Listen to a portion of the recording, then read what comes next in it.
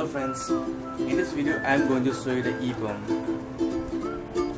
In this case, you have all the edges correct. Here you see orange and orange, green and green, red and red, blue and blue. But all the corners are mixed up. So what you have to do is that you have to move this corner piece to here and this piece here. This piece goes to here and this piece comes to here. So the proper way of holding the cube is you check if this color matches, it's red here and it's red here.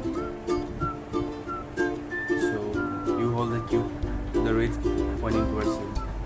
But when you hold the cube this way, it's green here and it's blue, they don't match. So you don't have to hold the cube this way.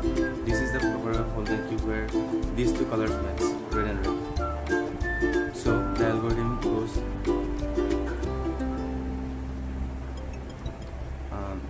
X dash, R, U dash, R dash, D, R, U, R dash, D dash, R, U, R dash,